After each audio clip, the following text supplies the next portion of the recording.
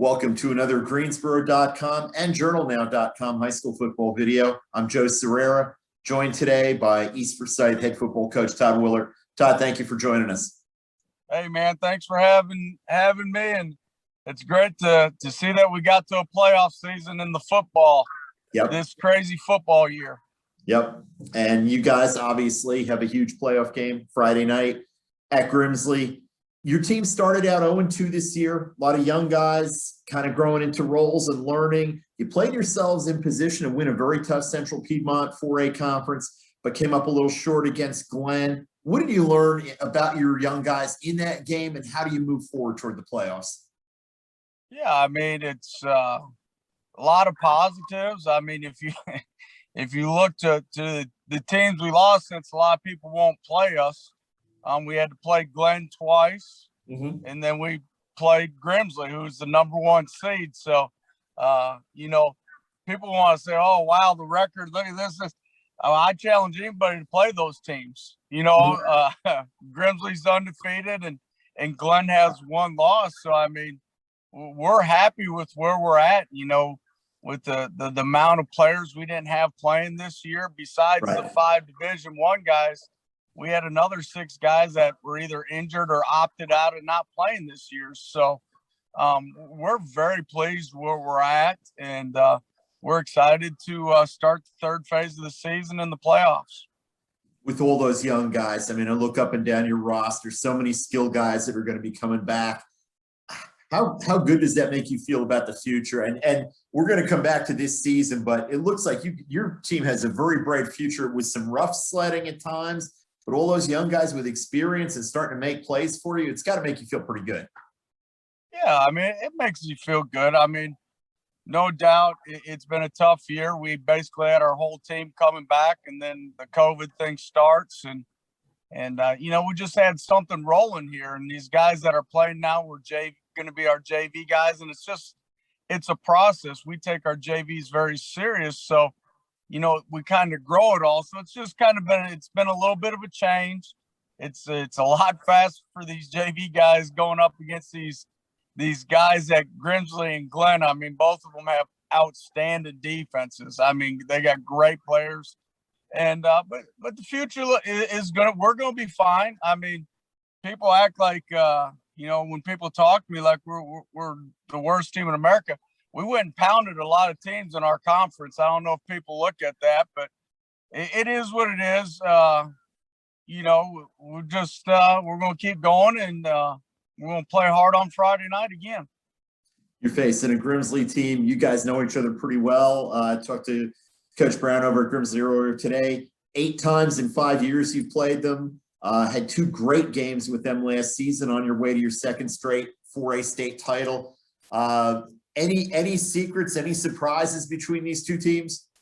No, I think Coach Brown and I know each other pretty well. The players probably know each other, the coaching staff, because all of us kind of, him and myself, have kept our coaching staff intact for the most part. So you just go out and you play, and kids got to go out and make plays.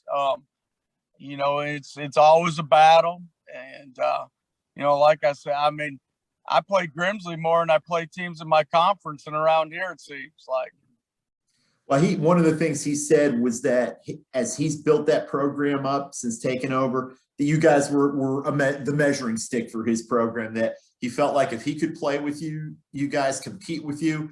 He used the old wrestling line, you got to be the man, you got to beat the man. And he said, you guys are the man. And how does that make you feel about your program that a top seed in the West is looking at you guys and saying they're the standard? Well, I respect Coach Brown, because Coach Brown, every time you call some of us, our top programs in the area or in the state, you call people, nobody will play you.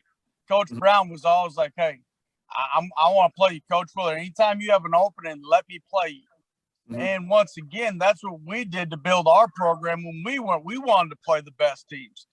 And that's you can't dodge great teams, because then you never get better. And that's why I respect Coach Brown. I mean, there's never been a time. Matter of fact, you wanted to play us again next year, but obviously with our schedule already and crazy and our conference getting bigger, we couldn't. that's why he's grown, and that's why their program is where it's at, because they're not afraid to play the best teams in the state. Mhm. You played them earlier in the year, week 2, 27-7 loss. Obviously, you guys are a different team than you were then because of how many young people you were playing. What did you learn from that game and that you can take into this one? And how different are both teams from what people saw in week 2? Well, I think both teams, I've seen them too, that they've gotten better also. There's no doubt about it. We just didn't make plays, and I think that's the biggest difference having a young team, coaching them, is plays you expect to make in games. You're not making. Like the older guys would make those plays. Against Glenn, we had so many opportunities to make plays, and we just never made them. And that's youth. And we're still trying to fight some of those battles, but we talked to the guys. We had a great practice yesterday, and we said, guys, you got to start making plays. You can't keep on saying you're young anymore, Right. So we got to go make plays against a great Grimsley team, because if you don't take advantage of the opportunities, you're going to end up losing. Now, what do you feel like is the identity of this East Forsyth team right now? I mean, it seems like with a young quarterback who probably would have been on JVs this year. When you look at Ty Lyles, who would have been your quarterback, it seems like you guys are maybe a little more run oriented than the last couple of years when Ty was back there and was a real dual threat. What is the identity of this East Forsyth team? Well, I don't think it's just even the fact that quarterback. Our 3 starting receivers for the state championship game ain't here, and then our tight end H-back Joe Richens got injured playing basketball this year, so he didn't get to play.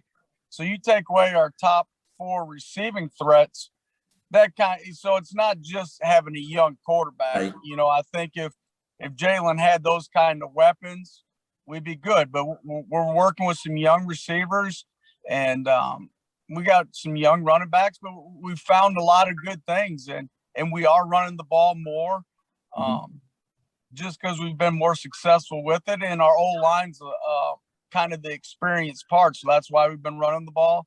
And once again, we're going to go in. We try to go every game, try to be 50-50, but we're going to do whatever the defense allows us to do, and that's what we do. Sounds good. We look forward to watching your guys on Friday night. That's the game I'll be covering for the News and Record and the Winston-Salem Journal. Great football game. Looking forward to it, and thank you for your time. Hey, thanks, y'all. Appreciate it.